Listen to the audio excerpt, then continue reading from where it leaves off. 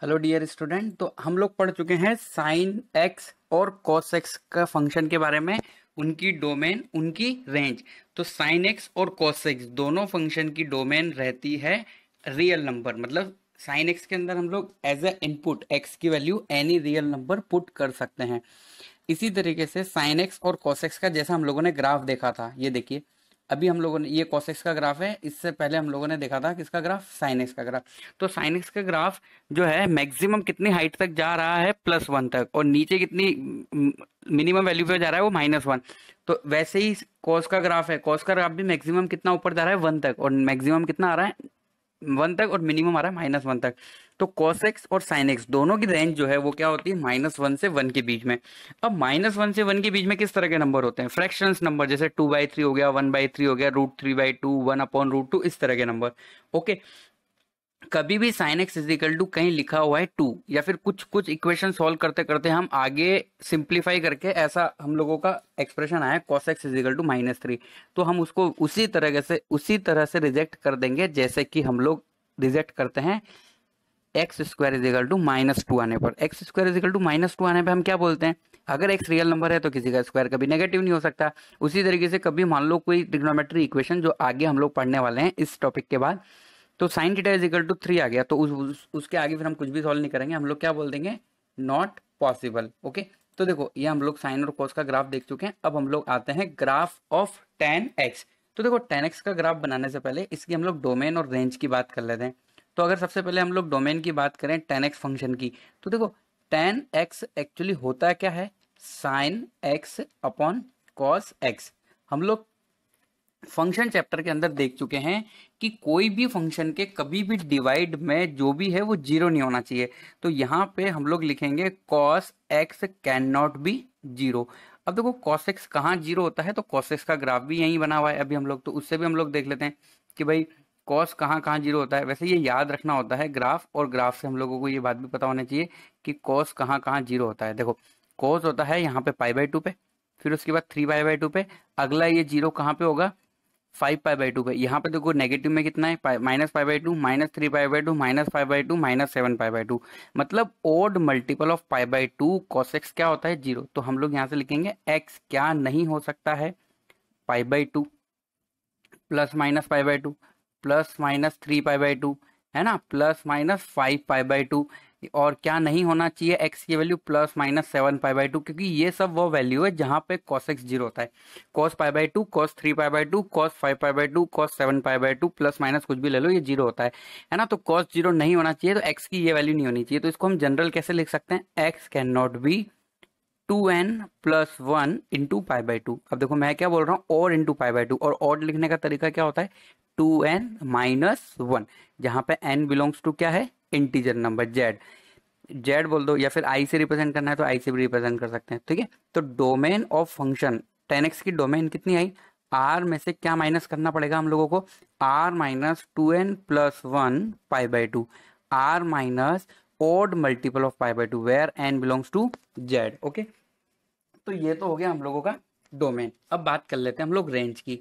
तो रेंज में कोई दिक्कत नहीं है, रेंज बराबर R F is equal to होती है आर। देखो ग्राफ देख लो, ग्राफ बिल्कुल नीचे से आ रहा है, ये कंटिन्यूअसली ऐसे नीचे जा रहा है, नीचे से ऊपर जा रहा है। तो ये सारी की सारी वैल्यू क्या करता है, कवर करता है। Sine x upon cos x है, कॉस की वैल्यू और साइन की वैल्यू -1 से +1 के बीच में कुछ भी ले लो, तो ये हमेशा हम लोगों को कोई भी रियल नंबर दे सकता है। अब बात कर लेते हैं इसके ग्राफ की। तो देखो एक्स ये यहाँ पे ग्राफ इसका एक जैसा नहीं है, मतलब कंटिन्यूअस ग्राफ नहीं है। जैसे कि साइन एक्स और कॉस एक्स का कैसा होता था, एक बार बनाना शुरू करो पेन बिना उठाए बना सकते हैं, इसमें ऐसा नहीं है। एक बार हम लोगों को, जैसे मान लो हम लोगों ने एक बार ये ग्राफ बना दिया, तो फिर हम लोगों को पेन उठा के फिर ये वाला ग्राफ बनाना पड़ेगा। तो ये ऐसे चल रहा है, ऐसे चल रहा है, और ये इंटरवल चल रहा है। तो हम लोगों को देखना है कि कितने इंटरवल के बाद ये एक जैसा ग्राफ बन रहा है। तो देखो इन दोनों के बीच में डिफरेंस देख लो। तो इन दोनों के बीच में अगर मान लो मैं डिफरेंस देता हूँ, तो देखो ये यहाँ पे -π/2 और ये π/2, ये जैसा का जैसा ग्राफ यहाँ पे, वैसा का वैसा ही ग्राफ यहाँ पे। तो अगर हम लोग देखेंगे कि कितने डिफरेंस के बाद ये सेम हो रहा है, तो उसको हम लोग क्या बोलते हैं, पीरियड। और जो है इसका जो पीरियड हो जाता है, कितना हो जाएगा इसका पीरियड, tan x भी एक पीरियड ही फंक्शन है, जैसे कि हम लोगों ने साइन और कॉस का पीरियड देखा है 2π, वैसे ही तो इसका पीरियड हो जाएगा पाई। tan x का पीरियड होता है पाई, और वैसे ही cot x का। देखो अगर f ऑफ x का पीरियड टी है, मान लो एफ ऑफ एक्स का पीरियड टी है, तो 1 एफ ऑफ एक्स का पीरियड भी कितना रहेगा, टी। अगर किसी फंक्शन का, कोई फंक्शन पीरियडिक फंक्शन है और उसका फंक्शन का पीरियड है टी, तो उस फंक्शन का 1/f(x), मतलब 1/f(x) मतलब इनवर्स, इनवर्स ऑफ फंक्शन नहीं, inverse of F of x, है ना। इनवर्स ऑफ फंक्शन का मतलब अलग होता है और 1/f ऑफ अलग होता है।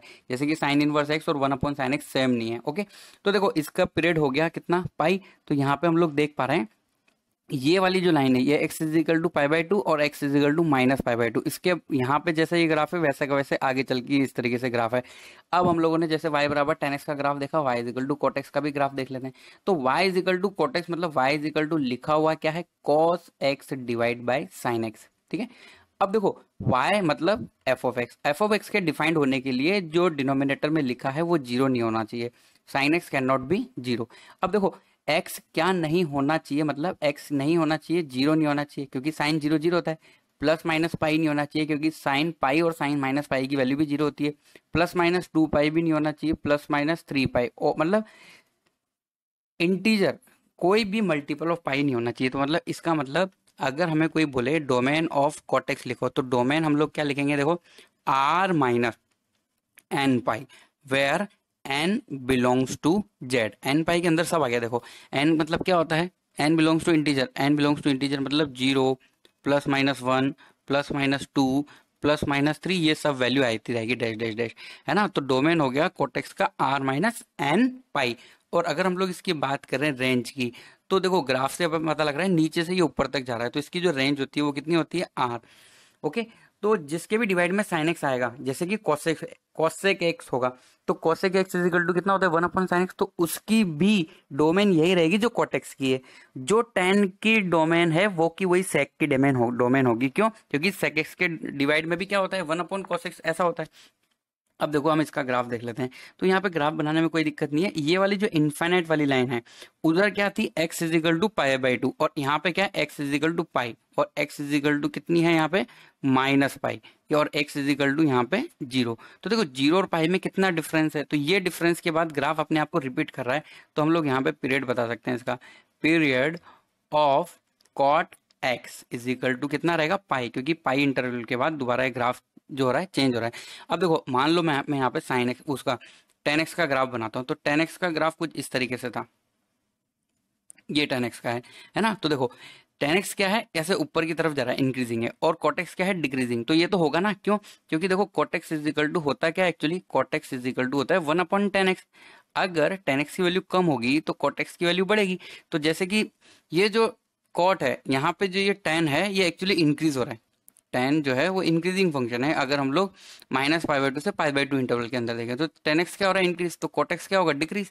तो देखो कोट ऊपर से शुरू हो रहा है यहाँ से, और ये जहाँ यहीं से शुरू नहीं हो रहा है, ये इनफाइनाइट से आ रहा है। मतलब x इजिकल टू 0, जिसको y एक्सिस बोलते हैं, y एक्सिस को ये ब्लू कलर की लाइन इनफाइनाइट पे जाके टच करेगी। तो ये जितनी भी लाइन यहाँ पे बन रही है, लाइन ये वाली सभी लाइन, जैसे y एक्सिस, ये लाइन, ये वाली लाइन, इन सबको एसिम्पटोट बोल सकते हैं हम लोग। किसी भी ग्राफ का एसिम्पटोट का मतलब होता है वो वाली लाइन जो ग्राफ को इनफाइनाइट पे जाके टच करे या इनफाइनाइट पे जाके मिले, तो उसको हम लोग बोलते हैं एसिम्पटोट। जैसे कि हम लोगों ने ग्राफ देखा था एक्सपोनेंशियल फंक्शन का e⁻x का, तो e⁻x का ग्राफ के अंदर x एक्सिस पे ग्राफ जाके मिल रहा था माइनस इनफाइनाइट पे, तो x एक्सिस उस ग्राफ के लिए क्या हो गया, एसिम्पटोटिक हो गया। तो ये हम लोगों ने y इजिकल टू कोटेक्स का ग्राफ देखा और इसकी डोमेन देख ली। अब हम लोग दो ग्राफ एक साथ देख लेते हैं, graph of y is equal to sec x and graph of y is equal to cosec x, ठीक है। तो देखो सेक एक्स इजिकल टू कितना होता है, 1/cos x। इसी तरीके से जो कोसेक एक्स है उसको हम लोग क्या लिख सकते हैं, 1/sin x। तो अगर हम दोनों फंक्शन की डोमेन और रेंज की बात करें, तो सेक एक्स की डोमेन वही रहेगी जो टेन की थी, मतलब r minus 2n plus 1 into π/2। अब बात करते हैं हम इसकी रेंज की। तो देखो रेंज निकालने के लिए मुझे बताओ cos x क्या है, cos x है -1 से 1, तो cos x अगर -1 होगा तो sec x भी -1 होगा, और cos x 1 है तो sec x भी 1 होगा। अब देखो cos x वैसे होता क्या है, फ्रैक्शनल पार्ट होता है, जैसे फ्रैक्शनल नंबर होता है 1/3 2/3। जैसे मान लो cos x 1/3 है तो ऊपर जाके ये क्या हो जाएगा 3, तो sec x की वैल्यू 1/-1 से 1 के बीच की वैल्यू, मतलब ये हमेशा या तो -1 से छोटी वैल्यू मिलेगी या फिर 1 से बड़ी वैल्यू मिलेगी। सपोज करो cos x पॉजिटिव है, 1/3 है, तो sec x कितना हुआ? अगर cos 1/3 है तो sec कितना होगा? 3। अगर cos x is equal to 1/7 है तो sec कितना होगा? 7। तो कभी भी sec की वैल्यू 1 से छोटी नहीं होगी, क्योंकि 1/1 से छोटा कभी भी 1 से छोटा नहीं रहेगा, वो 1 से बड़ा होगा। तो इसकी रेंज जो है वो कितनी होती है? -∞ से -1 यूनियन 1 से इनफाइनाइट। तो कौन सा इंटरवल इसके अंदर नहीं आ रहा है? -1 से 1। इसी रेंज को कहीं कहीं इस तरीके से भी लिखते हैं, यही रेंज को हम लोग ऐसे भी लिख सकते हैं, आर माइनस जो वैल्यू नहीं आ सकती, -1 से +1, उसको माइनस नहीं करना क्योंकि -1 से +1 वैल्यू आ सकती है। ओके, तो ये तो हो गई हम लोगों की रेंज। अब बात करें अगर डोमेन की, तो डोमेन तो होता है R माइनस, जहां पे cos 0 है, n बिलोंग्स टू क्या? Z। अब देखो इसी तरीके से अगर मान लो y is equal to cosec x है, cosec x जो होता है 1/sin x। अब साइन कहाँ 0 होता है? मल्टीपल ऑफ पाई पर। तो यहाँ पे अगर हम डोमेन की बात करें तो इसकी डोमेन वैसी होगी जो कोट की थी, R minus n pi, where n belongs to क्या होता है? Z। और अगर हम इसकी बात करें रेंज की, रेंज ऑफ कौन सा फंक्शन? cosec x का, तो रेंज की बात करें तो सेम वैसे ही होगा। ये कितना हो जाएगा? R minus -1 to 1। या फिर हम लोग इसको ऐसे भी लिख सकते हैं, -∞ से -1 यूनियन 1 से इनफाइनाइट। कभी भी हमें sec x and cosec x -1 से 1 के बीच में नहीं मिलेगा। -1 मिल सकता है, +1 भी मिल सकता है, बट -1 से 1 के बीच की वैल्यू कभी मिलेगी नहीं। ओके, चलो अब ग्राफ का थोड़ा एनालिसिस हम लोग करते हैं। तो सबसे पहले हम लोग देख लेते हैं, देखो sec x का ग्राफ। तो sec x का ग्राफ थोड़ा अच्छे से समझने के लिए हम लोग cos का ग्राफ भी इसी के साथ बना लेते हैं, ठीक है? तो उससे क्या होगा, थोड़ा अंडरस्टैंडिंग जो है वो क्लियर हो जाएगी। जैसे कि सबको पता है कॉस का ग्राफ कहाँ से स्टार्ट होता है? यहाँ से स्टार्ट होता है, ये पॉइंट है 1, देखो इसके ऊपर 2 है, फिर 4 है। तो ये ग्राफ कैसे जाता है? यहाँ पे इस तरीके से, और फिर यहाँ पे ऐसे यूं करके ये। और यहाँ अगर मान लो मैं इधर बनाना चाहूँ तो ये ग्राफ कैसा हो जाएगा? यूं, और फिर इस तरीके से। तो देखो cos x यहाँ पर मैक्सिमम है, कितना है? 1। तो sec x भी 1 ही मिल रहा है हम लोगों को। और यहाँ पे cos कितना होता है? 0। और sec होता है 1/cos। तो मतलब ये 1/0 यहाँ पे अनडिफाइंड हो जाएगा, इसलिए हम लोगों ने ये वाली लाइन को कहाँ बनाया हुआ है? इनफाइनाइट पे। अब देखो इस जगह जो है cos की वैल्यू होती है कितनी? -1, और sec की वैल्यू भी -1 मिल रही है। और यहाँ पे ये cos कितना होता है? 0, इसलिए sec क्या हो गया? अनडिफाइंड हो गया। तो ये ग्राफ है sec x का। देखो इस ग्राफ को हम लोग देख के पता लगा सकते हैं कि इस पोर्शन और इस पोर्शन के बीच में ग्राफ नहीं है। मतलब ये वाला कौन सा इंटरवल है? ऊपर 0 से 1 और नीचे -1 से 0, तो यहाँ पे ग्राफ नहीं होता। सेम टू सेम अब हम लोग देख लेते हैं cosec x के लिए। तो cosec x किसका इनवर्स है? मतलब 1/sin x है। तो साइन का ग्राफ कहाँ से स्टार्ट होता है? 0 से, और π/2 पे वो अपनी मैक्सिमम वैल्यू देता है, फिर पाई पे दोबारा क्या हो जाता है? 0, और फिर 3π/2 पे वो -1 हो जाता है, और 2π पे 0। फिर इस तरीके से ये ग्राफ आगे बढ़ता है, ठीक है? और नेगेटिव में भी ये कैसे रहता है? -π/2 पे ये अपनी वैल्यू माइनस देता है, और -π पे ये 0 हो जाता है, और -3π/2 पे ये वैल्यू अपनी 1 देता है, और 2π पे अगेन क्या हो जाता है? 0। ओके, तो यहाँ पे ये इस तरीके से ग्राफ है। यहाँ पे sin x कितना है? 1। तो cosec x भी 1 है। यहाँ पे sin x कितना है? 0। तो इसलिए ये वाली लाइन पर ग्राफ नहीं है। तो ग्राफ cosec x का कहाँ कहाँ डिसकंटिन्यू होगा? 0, पाई, 2π, या फिर हम लोग बोल सकते हैं -π -2π। इसका मतलब मल्टीपल ऑफ पाई, और मल्टीपल ऑफ पाई पर cosec x का ग्राफ नहीं होता है। इसलिए हम लोगों ने डोमेन में से वो पॉइंट माइनस कर दिए हैं, क्योंकि वो एज ए इनपुट, जैसे 0, पाई, 2π, 3π, ये as a input cosec x नहीं ले सकता, क्योंकि 1/0 हो जाएगा। और 1/0 क्या होता है? अनडिफाइंड होता है। तो ये हो गया हम लोगों का analysis of graph. Sine x का ग्राफ हम लोगों ने देख लिया, cos x का ग्राफ देख लिया, हमने 6 के 6 ट्रिग्नोमेट्री फंक्शन के ग्राफ देख लिए हैं। अब हम लोग इसका सबका डिटेल में जो हम लोगों ने डोमेन और रेंज पढ़ा वो एक साथ लिख लेते हैं।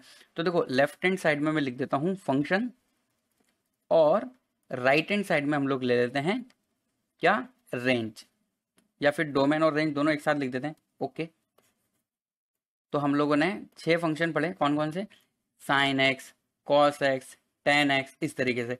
तो अब हम उन सबकी क्या पढ़ लेते हैं? डोमेन, रेंज, ठीक है? तो यहाँ पे इस तरफ से हम लोग स्टार्ट कर देते हैं। इधर लिख देते हैं हम सबसे पहले फंक्शन, कि भाई फंक्शन कौन सा है? ट्रिग्नोमेट्री। और फिर उसके बाद लिख देते हैं हम लोग उसका डोमेन, एंड फिर हम लोग ले लेते हैं लास्ट कॉलम इज रेंज, ठीक है?